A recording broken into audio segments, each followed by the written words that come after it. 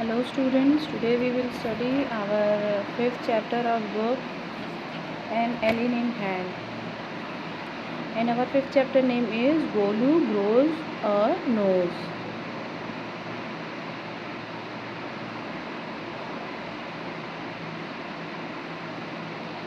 Long, long ago, the elephant had no trunk. He had only a bulgy nose as big as a boot.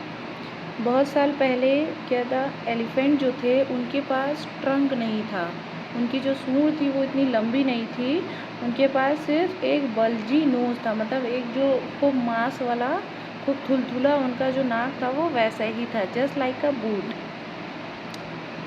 He could wiggle it from side to side but could not pick up things with it.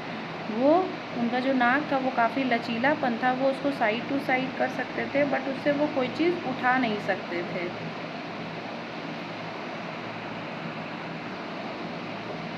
There was a baby elephant called Golu.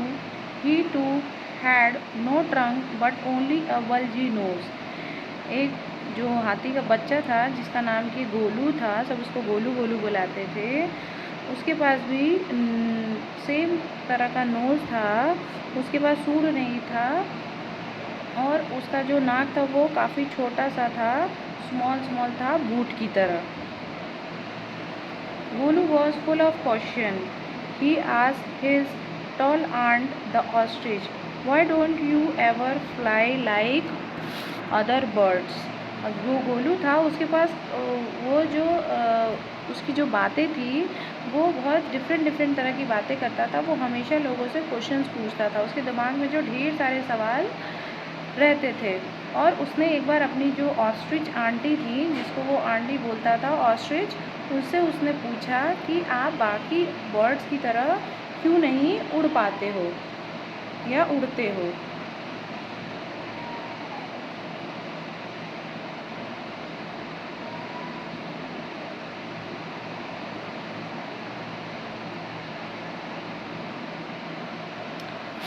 Then he asked his tall uncle, the giraffe, what makes your skin so spotty? फिर वो अपने giraffe uncle से पूछता है कि ऐसी कौन सी चीज़ है जो आपके स्किन को इतनी स्पॉटी बनाती है, जो कि धब्बे धब्बे टाइप का आपका जो स्किन है वो किस वजह से ऐसा है. He asked his huge uncle, the hippopotamus, Why are your eyes always so red? और फिर वो जो उसके खूब बड़े से मोटे से अंकल थे हिप्पोपोटेमस, उसने उनसे पूछा कि आपकी आंखें जो हैं वो हमेशा लाल क्यों रहती हैं. He asked his hairy uncle, the baboon, Why do melon taste like melon? और फिर उसने अपने एक जो लंगूर अंकल थे जो कि खूब झबरीले थे, जिनके स्किन पे खूब ढेर सारा बाल था, उसने उनसे पूछा कि जो वाटरमेलन होता है, खरबूजा होता है, उसका स्वाद खरबूजे जैसा ही क्यों होता है. The ostrich, the giraffe, the hippopotamus and the baboon had no answer to Golu's question. और जो इतने सारे एनिमल्स थे उनके पास में गोलू के क्वेश्चंस का कोई आंसर नहीं रहता था. Golu is a naughty boy. They said he asked such difficult questions. Golu जो था वो काफ़ी नॉटी था और वो सभी बोलते थे क्या कि गोलू जो है वो अक्सर करके ऐसे ही डिफ़िकल्ट क्वेश्चन उनसे पूछता है.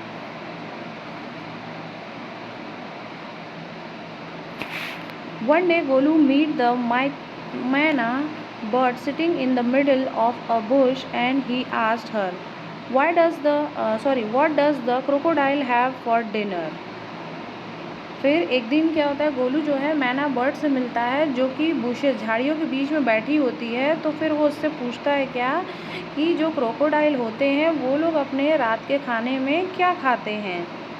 The myna said, Go to the bank of the great grassy Limpopo river and find out. फिर मैना जो बोलती है क्या कि जो ग्रेट ग्रासी लिम्पोपो रिवर है उसके किनारे जाओ और वहाँ पर खुद पता कर लो.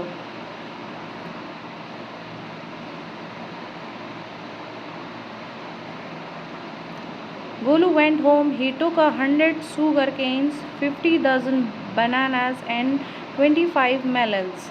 और गोलू जो है वो अपने घर चला जाता है और वो साथ ही साथ में 100 जो गन्ने होते हैं उनको ले जाता है और जो 50 दर्जन वो बनाना ले जाता है और 25 वाटरमेलन लेके जाता है अपने साथ में। Then he said to his family, good bye, I am going to the great grassy Limpopo river. और फिर वो अपनी फैमिली से बोलता है कि गुड बाय, मैं जो हूँ ग्रेट ग्रास लिम्पोपो रिवर के पास में जा रहा हूँ। I'll find out what the crocodile has for dinner. He had never seen a crocodile and did not know what one looked like. और फिर वो बोलता है क्या कि मैं जा रहा हूँ, मैंने कभी क्रोकोडाइल देखा नहीं है, वो क्या डिनर में खाता है, मैं ये पता करने जा रहा हूँ। और मैंने आज तक कभी क्रोकोडाइल को देखा नहीं है और मुझे पता नहीं है कि वो कैसा होता है। He met a python and asked him, have you ever seen a crocodile? What does he look like? What does he have for dinner?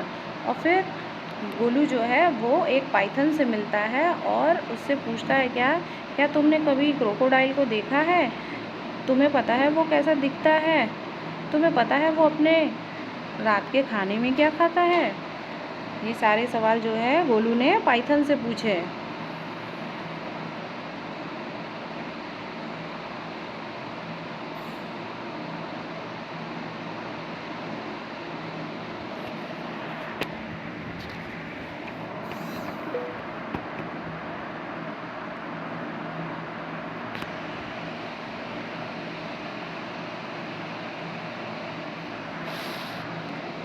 The python uncoiled himself from the branch of a tree but said nothing. Golu politely helped him to coil around the branch again and said goodbye to him. Python जो था वो अपने आप को पेड़ से, जो वो लिपटा हुआ था, उसने अपने आप को पेड़ से खोला, अपने जो उसने पूरा गोल गोल लपेटा हुआ था, लच्छा बनाया हुआ था, उसने अपने आप को खोला, बट उसने कुछ भी गोलू से नहीं बोला। गोलू ने उनकी एकदम प्यार से पोलाइटली उनकी हेल्प की, उनको खोलने में, अपने आप को लच्छा जो उन्होंने बना रखा था अराउंड द ट्री ब्रांचेस पे, उनको खोलने में उनकी मदद की और उनको गुड बाय बोलकर वो चला गया।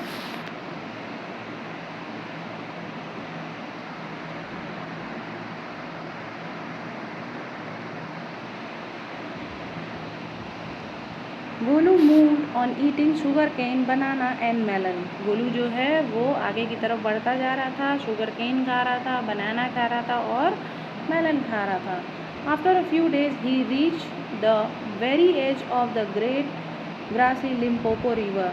On the bank of the river he saw a log of wood. और फिर कुछ दिन बाद वो ग्रेट ग्रासी लिम्पोपो रिवर पर, उसके किनारे पर वो पहुंच गया। और जैसे ही वो नदी के किनारे पर पहुंचता है तो वो क्या दिखता है, लकड़ी का एक जो लट्ठा या लकड़ी का जो एक मोटा सा ब्रांच होता है कटा हुआ, उसको लॉग बोलते हैं, तो वो देखता है। It was really the crocodile who winked at me. Excuse me, said Golu. Have you ever seen a crocodile?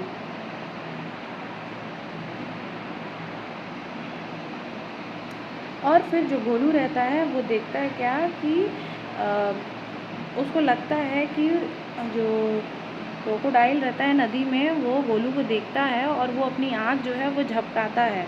तो गोलू जो रहता है वो उससे पूछता है, एक्सक्यूज़ मी, सुनिए तो, क्या have you ever seen a crocodile?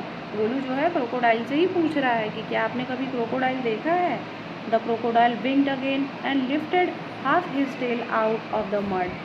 और जो क्रोकोडाइल है उसने अपनी आँख फिर से झपकाई और फिर उसने जो उसका टेल था पीछे, उसने कीचड़ में से निकाला और उसको इधर उधर हिलाया। Come here little one, said the crocodile, why do you ask such questions? और क्रोकोडाइल जो रहता है वो बोलता है कि यहाँ आओ छोटे बच्चे, तुम ऐसे सवाल क्यों पूछ रहे हो? I want to know, come close little one, for I am the crocodile and he shed crocodile tear to show it was quite true. और फिर जो क्रोकोडाइल आता है वो बोलता है क्या कि हाँ मुझे पता है, तुम मेरे पास में आओ, मैं ही क्रोकोडाइल हूँ। फिर वो अपने जो shed crocodile tear to show it was quite true. फिर जो उसके मगरमच्छ वाले आंसू होते हैं, झूठे आंसू रहते हैं, वो 2 आंसू गिराता है उसको ये बताने के लिए कि इसको, ताकि मेरे ऊपर ट्रस्ट हो जाए। तो वो अपने मगरमच्छ वाले आंसू उसके ऊपर आंसू वो है बहाता है, और ताकि उसको वो बिलीव हो जाए तो वो उसको अपने पास में बुला लेता है। Golu was afraid, but he sat down on the bank and said, "You are the very person I was looking for. Please tell me what you have for dinner." Golu जो रहता है वो थोड़ा बहुत डर जाता है, और फिर वो बैठ जाता है नदी के किनारे, और फिर बोलता है, क्या तुम वही इंसान हो जिसको मैं ढूंढ रहा था? प्लीज़ मुझे बताओ कि तुम डिनर में क्या खाते हो। Come here, little one, and I will whisper the answer to you, said the crocodile. और फिर क्रोकोडाइल क्या बोलता है कि इधर आओ मेरे बच्चे, मैं तुम्हें बताता हूँ कि मैं डिनर में मैं तुम्हारे सवालों का जवाब देता हूँ। Golu put his head down close to the crocodile's snout, and the crocodile catch him by the nose. और क्रोकोडाइल जैसे ही अपना हेड डाउन करता है, सर नीचे करता है क्रोकोडाइल से आंसर जानने के लिए, क्रोकोडाइल क्या करता है, तुरंत ही उसकी अपने जो उसका मुंह होता है क्रोकोडाइल का, वो अपने मुंह से तुरंत ही एलिफेंट का जो नोज़ होता है, बल्जी नोज़ जो था, उसको वो अपने मुंह से फट से पकड़ लेता है। I think, said the crocodile, today a baby elephant will be my dinner. और फिर क्रोकोडाइल बोलता है क्या कि मुझे लगता है आज जो बेबी एलिफेंट है वही मेरा डिनर होगा। Let me go, you are hurting me, Mr. Crocodile screamed Golu. Golu बोलता है मुझे जाने दो, तुम मुझे चोट पहुंचा रहे हो मिस्टर क्रोकोडाइल। वो चिल्लाता है गोलू, चिल्ला करके वो ये बोलता है। The python, who was being quietly following Golu, come to the bank and said, "If you do not pull as harder as you can, the crocodile will drag you into the stream." और python जो कि उसका बिल्कुल शांति से, बिल्कुल चुपचाप होकर के गोलू का पीछा कर रहा था, फिर वो नदी के किनारे आता है और वो बोलता है क्या गोलू से कि तुम जितनी तेज़ी से खींच सकते हो अपने आप को खींचो, नहीं तो जो क्रोकोडाइल है वो तुम्हें नदी के अंदर खींच ले जाएगा।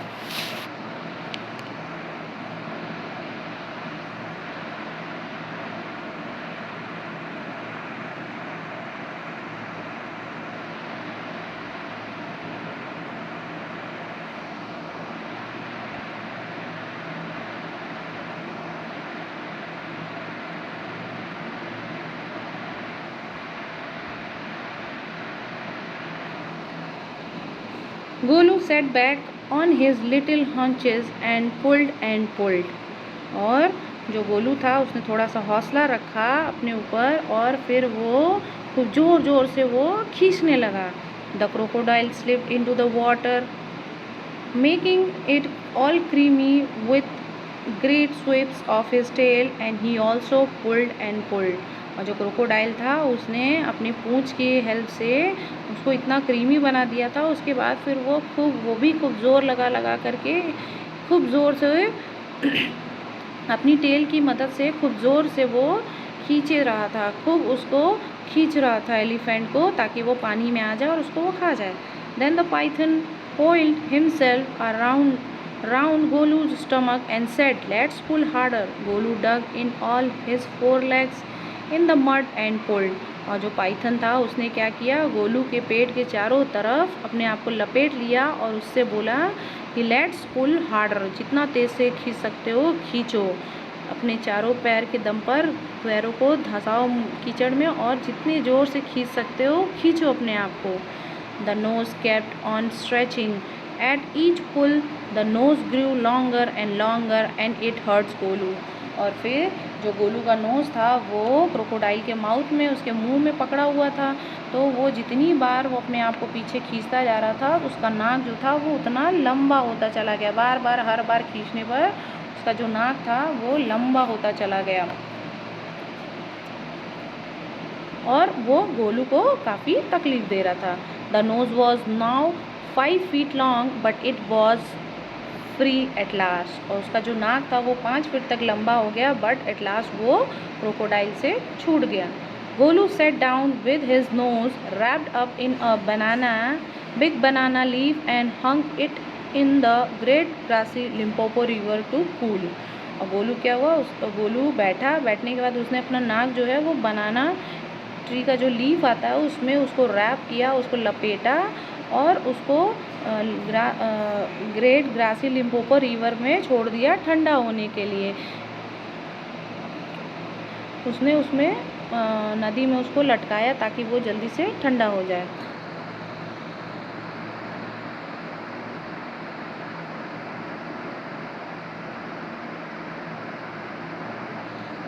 Golu sat there for 2 days waiting for his nose to cool and to shrink. It grew cool but it did not shrink. Golu जो है वहाँ 2 दिन के लिए बैठा रहा, इंतज़ार करता रहा कि उसका नाक जो है वो ठंडा हो जाए और वो वापस से वैसा ही सिकुड़ जाए। वो फिर then it grew cool but it did not shrink. उसका जो नाक है वो ठंडा तो हो गया था बट वो वापस वैसा ही सिकुड़ नहीं रहा था, वो वैसा ही लंबा का लंबा था। At the end of the second day a fly came and stung Golu on the shoulder. Golu lifted his long nose trunk and with it hit the fly dead. और फिर दूसरे दिन क्या होता है कि गोलू के पीठ पर एक फ्लाई आ जाती है, एक मक्खी आ जाती है, उसको काटती है और फिर गोलू क्या करता है, अपना जो ट्रंक है उसको उठाता है, उठा करके उसके थ्रू वो फ्लाई को मारता है और वो मर जाती है। Advantage number 1, hissed the python. और पाइथन जो रहता है वो हिस्ट करके बोलता है क्या कि advantage number 1, you could not have done it with a small nose, try and eat a little now. और फिर वो बोलता है कि तुमने जो ये अभी किया है, फ्लाई को मारा है, जो तुम्हारी नाक अगर छोटी रहती तो तुम उससे तो नहीं कर पाते, चलो अब कुछ कोशिश करो कुछ खाने की। Golu put out his trunk and plucked a large bundle of grass. He dusted it again his 4 legs and stuffed it into his mouth. और फिर गोलू ने क्या किया, अपना जो लंबा सूंड था उसको बाहर निकाला और उसने कुछ बंडल्स ऑफ ग्रास को उसने तोड़ा और फिर उसको अपने पैर पर उसको झाड़ा, झाड़ने के बाद उसने उसको अपने मुंह में डाल लिया। Advantage number 2, his the Python. फिर पाइथन ने क्या कहा, एडवांटेज नंबर 2, ये तुम्हारा एडवांटेज नंबर 2 है। तुम्हारा जो ट्रंक बड़ा हो गया है, नाक जो तुम्हारी बड़ी हो गई है, इसका एडवांटेज नंबर 2 आ गया समझ में। You could not have done it with a small nose, don't you think the sun is too hot now. और फिर वो उसको बताता है क्या कि तुम्हारा अगर नाक छोटा होता या बल्जी नोज टाइप का होता तो तुम ये चीज़ नहीं कर पाते। फिर वो बोलता है don't you think the sun is too hot now, क्या तुम्हें नहीं लगता कि अब जो सन है या सूर्य है वो काफ़ी गर्म हो गया है, वो बहुत तेज़ उसकी धूप हो गई है।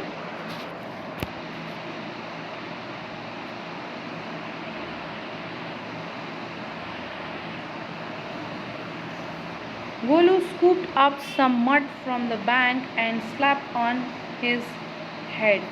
और गोलू जो रहता है वो कुछ कीचड़ उठाता है नदी के किनारे से और उसको अपने सर पर छप से रख लेता है। Advantage number 3, is the python, you could not have done it with a small nose. और फिर वो उसको बताता है क्या कि एडवांटेज नंबर 3, तुम कभी भी ये जो तुमने किया है इसको तुम अपने छोटे नोज से कभी नहीं कर पाते, जो तुम्हारा बल्जी नोज था उससे तुम कभी नहीं कर पाते। Thank you, Mr. Python, said Golu gratefully. I'll have remember all this and now I'll go back to my family। और गोलू जो रहता है वो पाइथन का शुक्रिया अदा करता है ग्रेटफुली और फिर वो बोलता है क्या कि मैं इसको याद रखूँगा और अब मुझे अपनी फैमिली के पास में वापस जाना है। Thank you students, hope you understood the chapter.